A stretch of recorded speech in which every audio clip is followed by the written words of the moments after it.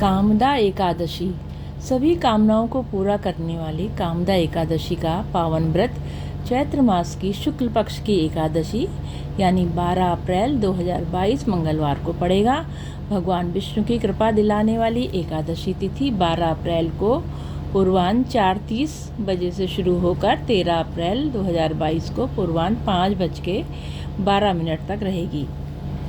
पुराणों के अनुसार भगवान श्री कृष्ण ने युधिष्ठिर को एकादशी के पावन व्रत की महत्ता बताते हुए कहा, ये व्रत सभी सुखों को प्रदान करने वाला भगवान विष्णु शीघ्र ही प्रसन्न होकर अपने भक्तों के सभी कामनाओं को पूरा करने का वरदान प्रदान करते हैं। कामदा एकादशी के दिन प्रातःकाल सूर्योदय से पहले उठकर स्नान करने के बाद सबसे पहले भगवान सूर्य नारायण को जल देना चाहिए। इसके पश्चात भगवान विष्णु की प्रतिमा को गंगा जल से स्नान कराने के पश्चात पीले वस्त्र, पीला चंदन, पीले फूल, पीली मिठाई आदि अर्पित करें। घी का दिया जलाकर व्रत कथा पढ़ें।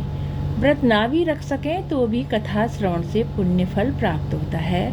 भगवान विष्णु को सबसे प्रिय माने जाने वाली तुलसी दल को अवश्य चढ़ाना चाहिए। साधक को भगवान विष्णु के मंत्र ओम नमो भगवते वासुदेवाय का जप और विष्णु सहस्रनाम का श्रवण या पाठ करना चाहिए।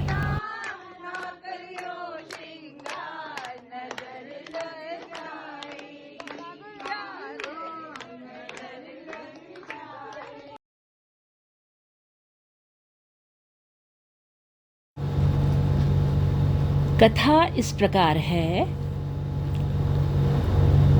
भगवान श्री कृष्ण बोले, राजन एकाग्रचित होकर ये पुरातन कथा सुनो, जिसे वशिष्ठ जी ने राजा दिलीप के पूछने पर कहा था। वशिष्ठ जी बोले, राजन चैत्र शुक्ल पक्ष में कामदा नाम की एकादशी होती है।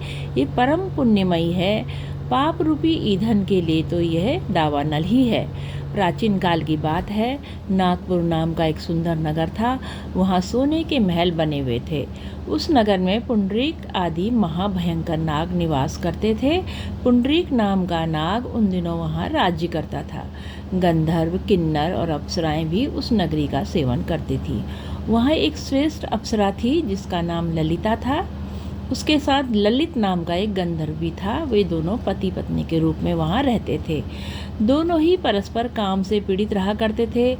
ललित के हृदय में सदा पति की ही मूर्ति बसी रहती थी और ललित के हृदय में सुंदरी ललिता का नित्य निवास रहता था। एक दिन की बात है, नागराज पुंडरीक राज्यसभा में बैठकर मनोरंजन कर रहे थे। उस समय ललित का गान हो रहा था, किंतु उसके साथ उसकी पत्नी नहीं थी।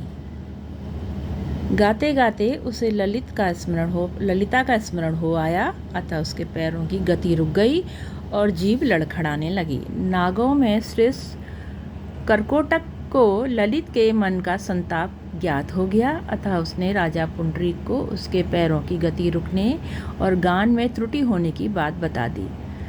कर्कोटक की बात सुनकर नागराज पुंडरीक की आंखें क्रोध से लाल हो गईं। उसने गाते हुए कामातुर ललित को श्राप दे दिया, हे दुर्बुद्धे, तू मेरे सामने गान करते समय भी अपनी पत्नी के वशीभूत हो गया, इसलिए राक्षस हो जा। महाराज पुंडरीक के इतना कहते ही वो गंधर्व राक्षस हो गया। भयंकर मुख, विकराल आँखें और देखने मात्र से भय उपजाने वाला रूप, ऐसा राक्षस होकर वो कर्म का फल भोगने लगा। ललिता अपने पति की विकराल आकृति देख मन ही बहुत चिंतित हुई। भारी दुख से वो कष्ट पाने लगी। सोचने लगी, क्या करूं, कहाँ जाऊं, मेरे पति पाप से कष्ट पा रहे हैं। रोती हुई घने जंगलों में पति के पीछे पीछे घूमने लगी। वन में उसे एक सुंदर आश्रम दिखाई दिया, जहाँ एक मुनि शांत बैठे हुए थे। किसी भी प्राणी के साथ उसका बैर विरोध नहीं था। ललिता शीघ्रता के साथ वहाँ गई और मुनि को प्रणाम करके उनके सामने खड़ी हो गई। मुनि बड़े दयालु थे। उस दुखिनी को देखकर वे इस प्रकार बोले, शुभे, तुम कौन हो, कहाँ से आई हो, मेरे सामने सच सच बताओ। ललिता ने कहा, महामुने, वीर धनवा नाम वाले एक गंधर्व हैं। मैं उन्हीं महात्मा की पुत्री हूँ। मेरा नाम ललिता है। मेरे स्वामी अपने पाप दोष के कारण राक्षस हो गए हैं।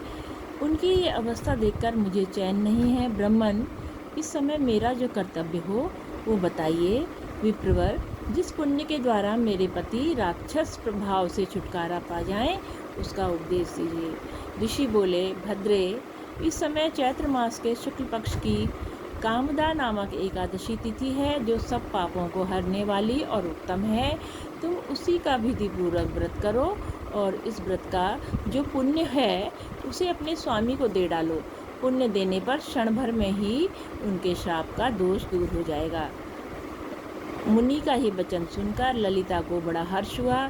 उसने एकादशी को उपवास करके द्वादशी के दिन उन ब्रह्मर्षि के समीप ही भगवान वासुदेव के समक्ष अपने पति के उद्धार के लिए ये वचन कहा। मैंने जो ये कामदा एकादशी का उपवास व्रत किया है, उसके पुण्य का प्रभाव से मेरे पति का राक्षस रूप दूर हो जाए। वशिष्ठ जी कहते हैं, ललिता के इतना कहते ही उस क्षण ललित का पाप दूर हो गया।